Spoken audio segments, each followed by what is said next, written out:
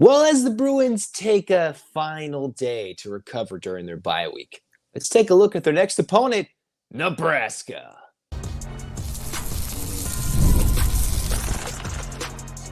You are Locked On UCLA, your daily podcast on the UCLA Bruins. Part of the Locked On Podcast Network, your team every day. Welcome, everybody, to this edition of the Locked On UCLA podcast. I'm your host, Zach Anderson-Yoxsimer. Thanks for making this show your first listen each and every day. It's free wherever you get your podcast, and it's available on YouTube. Like, comment, subscribe. Thanks for your support. This episode is brought to you by FanDuel. Place your first $5 bet, and you'll get started with $200 in bonus bets, guaranteed. Visit FanDuel.com to get started. And what we're getting started and what we're doing with this last episode of the week is, hey, let's take an early look at Nebraska, all right? This is an opportunity for UCLA to keep the momentum going. This is their furthest road trip for the rest of the season, which is much closer than the rest of them have been, right? To Rutgers and New Jersey, going to Penn State, Hawaii, going to Louisiana. Nebraska could have been, and I think was on the docket to be UCLA's kind of home protected rival of sorts, to keep UCLA a little closer to the West Coast, if you will, before Oregon and Washington decided to jump ship and join the Big Ten. Now it's all out the door. We're all crazy. We got the 3 West Coast schools, and Nebraska, other than going up the coast, is the closest and one of the closest schools to UCLA to play in Big Ten conference play. All right. So where do the Bruins stack up against the Nebraska team that was riding high? They were 5-1, got blasted by Indiana. They're taking Ohio State, where they're like 25-point underdogs, if not 26 points, depending if you go who you take to cover. So they might be coming off a huge loss in Columbus as they travel down to Ohio State. Certainly not just a hop, skip, and a jump away from Nebraska. So the Bruins resting this week. Unless Nebraska surprises people, they could be on the verge of back-to-back blowout losses for Matt Rule's squad.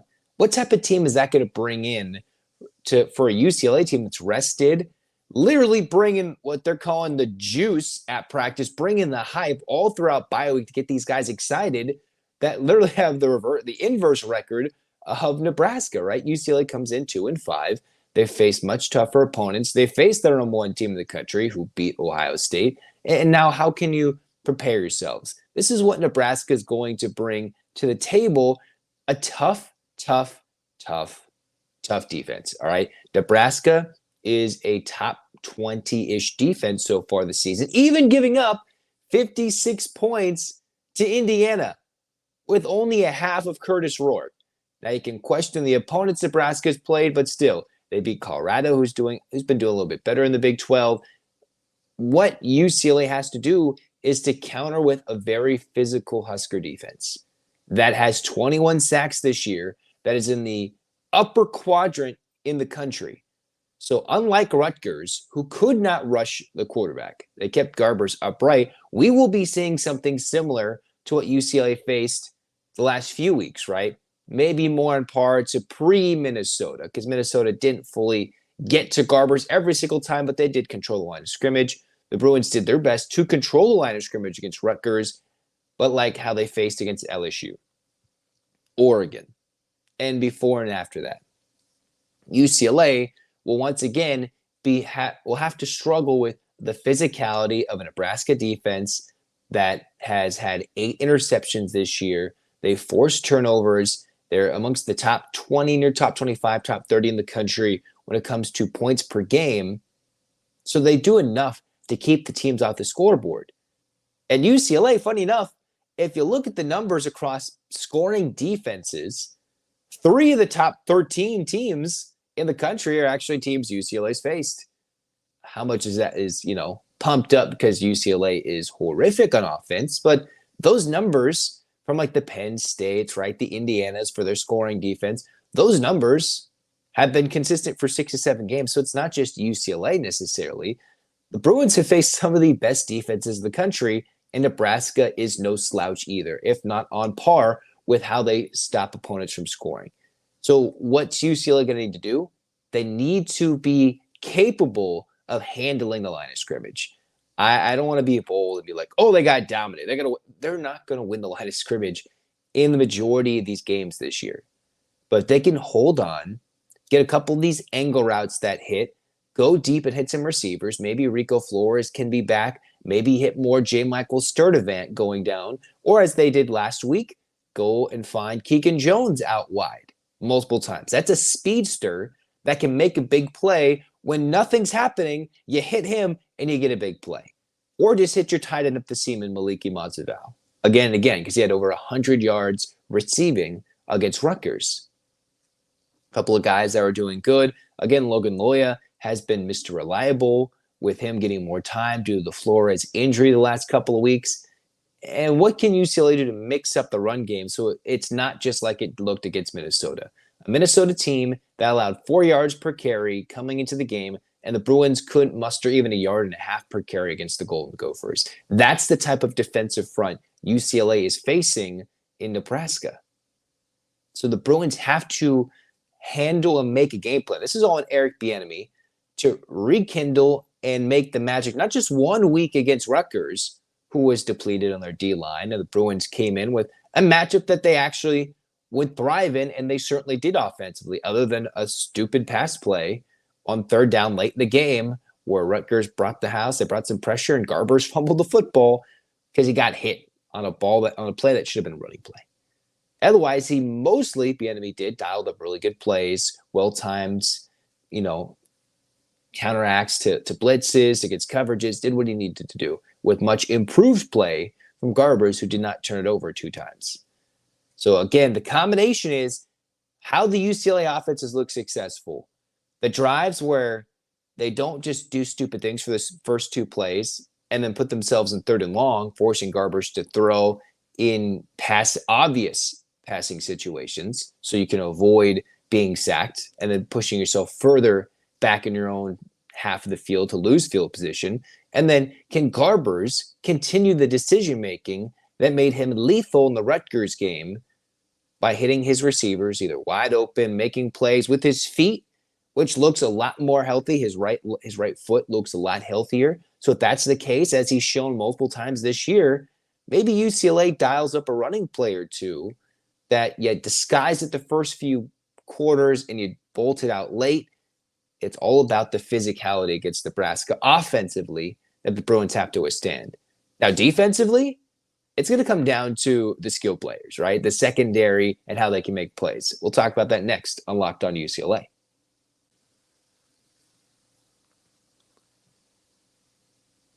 You should check out Prize Picks, because Prize Picks is the best play to get real money sports action. Over 10 million subscribers, billions of dollars in awarded winnings. Prize Picks has made daily fantasy sports accessible to all. You just pick more or less on at least 2 players for a shot to win up to 100 times your cash. Run your game all season long on Prize Picks. And what you can do is Prize Picks is the only real money daily fantasy platform with an injury insurance policy. So your lineups stay in play even if one of your players gets injured. If your player leaves in the first half and doesn't return, Prize Picks keeps your lineup live. Sign up today and get $50 instantly when you play $5. You don't even need to win to get the $50 bonus. It's guaranteed when you just play $5. And also, hey, go check out Prize Picks is the best way to win real money this football season. You can make your picks less than 60 seconds and turn your sports opinions into real money all season long on Prize Picks. All right? Download the app today. Use the code LOCKEDONCollege to get $50 instantly after you play your first $5 lineup. Again, download the app today. Use the code LOCKEDONCollege to get $50 instantly after you play your first $5 lineup. And check out Prize Picks. Run your game.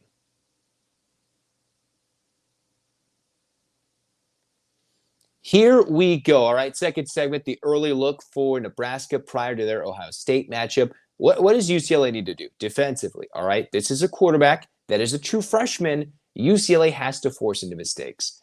This can be a coming out party for Akaika Malloy and a way for him to win his job. And he's already impressed us with lesser pieces than what the Bruins have had. If you really get down in the weeds, you could probably find some more impressive numbers from the UCLA defense compared to USC's Danton Lynn-led defense across town in various games in various instances. And that's with a lot less talent, some talent that left to the NFL, some that Lynn poached and brought to USC. What can UCLA do with the Kaika Malloy that can give some trouble to Dylan Raiola? Well, he's a youngster, right? The Pat Mahomes comparisons have been again and again coming all year long, but there has been a time to struggle, right? There's been games where Nebraska's won a 14-7, only put up 7 against Indiana. UCLA, well, they put up a couple more points, theoretically. So what can UCLA do? One, it's how do you disguise a pressure, right? Is a Kaika Malloy going to come in all house blitzing all the time? Nebraska isn't a team that is going to overly run the ball. They're actually in the bottom half. They're more of a middle ground team, but closer to the bottom, near the 100s, upper 90s when it comes to 120 rush yards per game. So while they do get over 120 rushing yards, UCLA would love to get that on offense, but that's just not what they can do this year.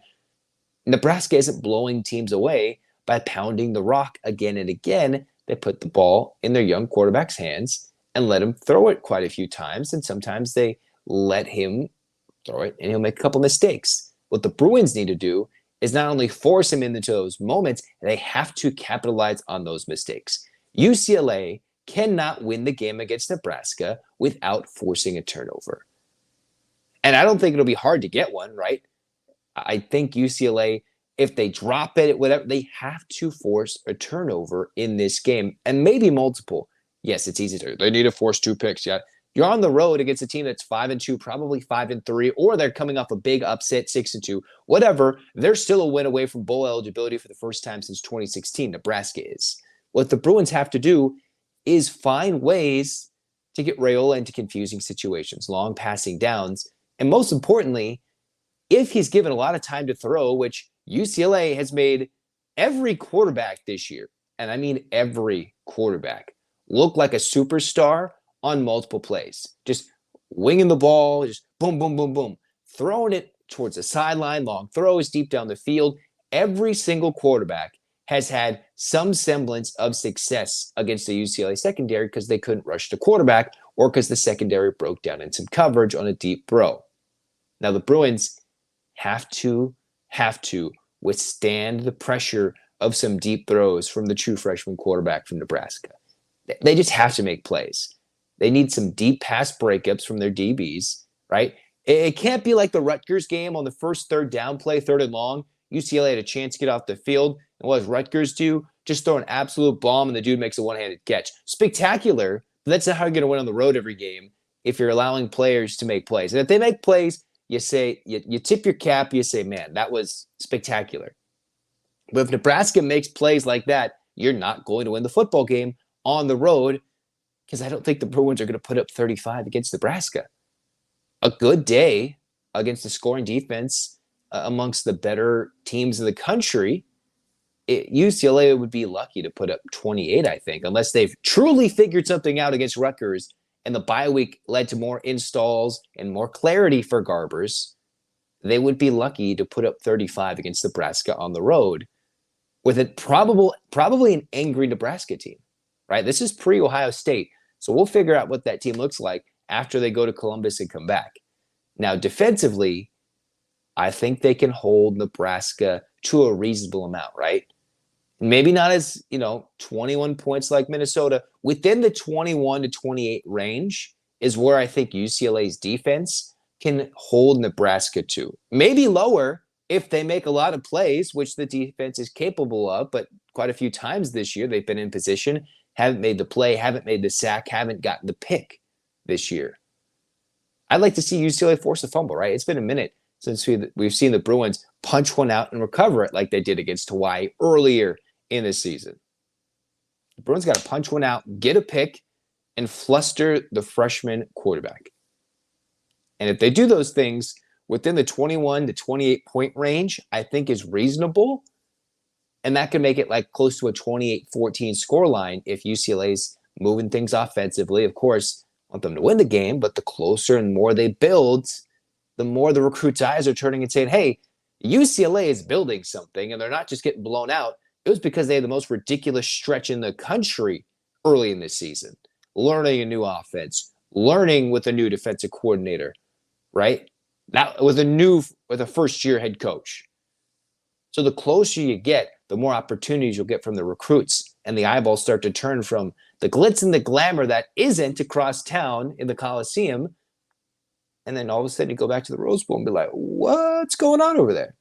Of course, this game is in Lincoln, but you get my point. Things can build. If UCLA holds Nebraska 21-28, then UCLA will be, I think, within striking distance to make something happen. But they have to win the game. You got to bring them down a couple of times. 2 sacks, which has been a chore for the Bruins this year. 2 sacks.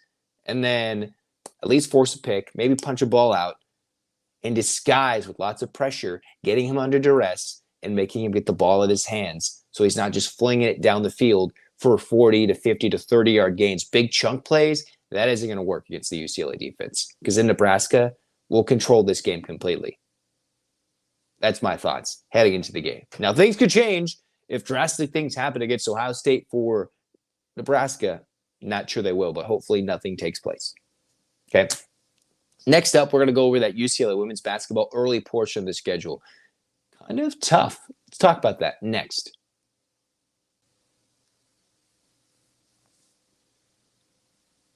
NFL, college football fans, you can score big on a big return on FanDuel, America's #1 sportsbook. When you get a hunch in the middle of the game, you can check out the latest stats, view live play-by-play, and so much more on the same page where you place your bets.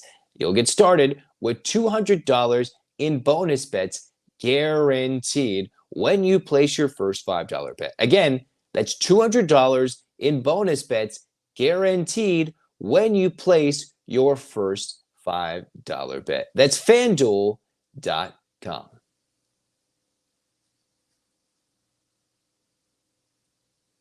All right, now we're getting to the women's basketball portion of the show where we're talking about the early portion of the schedule. Of course, UCLA is, playing a little second fiddle to USC in the Big Ten media, Juju Watkins. But the Bruins are just as good. Don't get me wrong. Corey Close, just as ready and prepared to get this team going in the inaugural season of Big Ten play. We're excited for basketball, excited for the men's side, but the women, let us not forget, are top 5 good. Just like last year in the preseason, they're picked second, third in the country. And that was with a couple of injuries and players not playing anymore, right? That was with a key injury early to a significant player. And then UCLA had to, battle. And they still made it to a Sweet 16, where, yes, they probably should have beaten LSU, could have taken on Iowa on a bigger stage. Instead, UCLA is still knocking on the door. They got to crush it and break it down. The 25 schedule, 24-25, UCLA, if you've forgotten, on the same day, the men and the women both open on the 4th. The women open in Paris, France, 11:30 a.m. Pacific time. 11:30 a.m. Pacific time against Louisville, who is a top 17, top 15 team in the country that's been pretty good in their ACC era recently, right? Maybe not as good as the Final Four teams a few years ago, but they've been pretty solid, right? Obviously no Van Lith like they had a few years ago. Still very solid players. That's a big game for UCLA to win. Eyeballs, national TV, the East Coasters will be probably just getting off work and be like, wait a minute, what's going on? Of course, some teams are joining them across the world in France. But that's a chance for UCLA with less than a week of recovery against Colgate to go win a game and then come back across the country. All right, that is a lot of travel to go play one game, open the season, and Corey Close probably like, let's do it. Because who knows, we're probably going to get shipped across the country to play in the tournament against a team with more fans on the East Coast. Why not get that opportunity to see how we recover going across the country like it will be in Big Ten play? She hadn't said that. That's just what I'm trying to think in her mind, how UCLA got in this game, the Affleck we play game. Then the Bruins have a stretch of 2 to 3 games where it seems like, all right, winnable for sure. I want to see how they come out in the Colgate game a little less than a week later from coming back from France. All right, of course, you get all that time back. UCLA, I want to see how they come back, how they recover, because that'll be a telling sign of an early indication where UCLA is going across the country quite a few times. What are they going to look like when they come back from France against Colgate? but they should be able to handle Colgate, Pepperdine. And then Arkansas, actually, here's the thing about Arkansas. They were picked to finish 16th in the SEC this year in the preseason media poll in women's basketball. So Arkansas last year gave UCLA a little bit of a game. The Bruins had a history last season to go up big, let teams a little bit back in it, win, score a lot of points, and win a lot of big games on the road. UCLA plays Arkansas, one of two games against back-to-back SEC teams in a week span at Pauley Pavilion.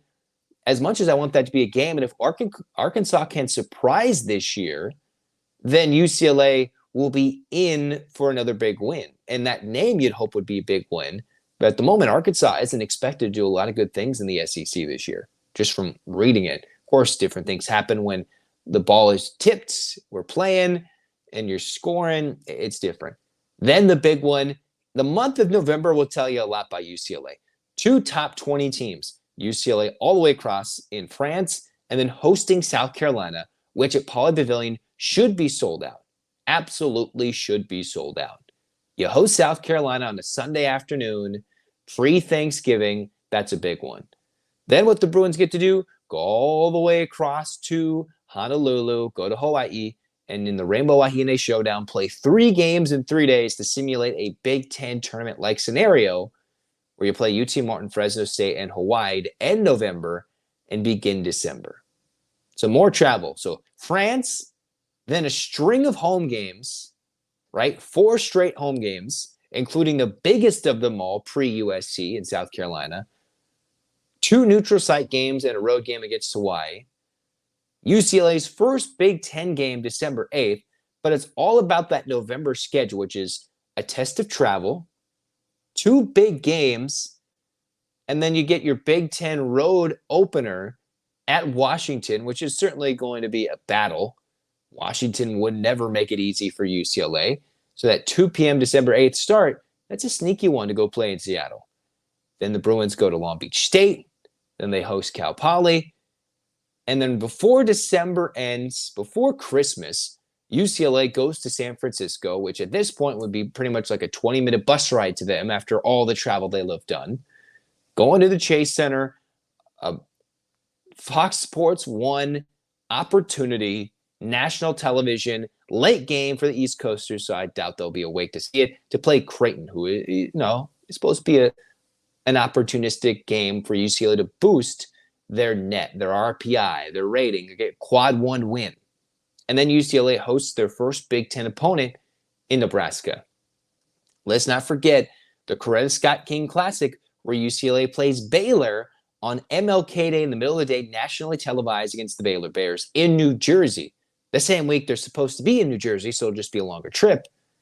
But that is the schedule. UCLA, when it comes to big-name opponents, you've got a Louisville, South Carolina, Arkansas not at the moment, depending on how they do. And then you get Creighton and Baylor. And then if you include Arkansas, that's 5 Power 4 conference teams. Travel mixed in, a lot of chances for UCLA to be challenged in a year where they're, I think, the clear-cut top 2 team in the Big Ten, top 5 team in the country, where this season is going to be defined by how they play USC on a Thursday night, the night before Valentine's Day, and then how they face off against USC to end the regular season March 1st at Pauley Pavilion. And once again, the 1 seed could come down to, if those 2 teams split home and road, regardless who wins what, the Big Ten tournament. And last year, who won the 1 seed? Well, it was USC who won the Big Ten tournament. It was who won the Pac-12 tournament, beating Stanford, beat UCLA, and got into the tournament as a 1 seed. UCLA having to get to Gainbridge Fieldhouse in Indianapolis. You have to win at least one of those USC games to earn a lot of respect from your peers. You take down South Carolina, then UCLA is going to be pushing top 2 team in the country. Remember last year, UCLA beat UConn on neutral floor. They beat a bunch of teams. And they got a lot of players returning with some talent via the portal, some freshmen, newcomers who will be bursting on the scene when they play Louisville.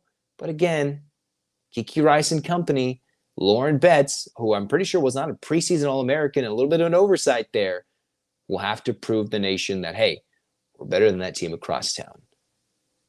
but there'll be a lot of spotlight on West Coast basketball, especially in Los Angeles, which is why we should get our hands up. 8 clap time, baby. Bye week is over. Basketball starting in about a couple weeks' time. We're here. This is the sports crossover season, postseason and others. Women's soccer is battling USC in the Big Ten championship battle at the home of the Galaxy on their main field. We're excited. Go Bruins, take down those Trojans. 8 clap time, baby. And 1, 2, 3, 4, 5, 6, 7, 8. UCLA, fight, fight, fight. This has been Locked on UCLA. Zach signing off. Go Bruins.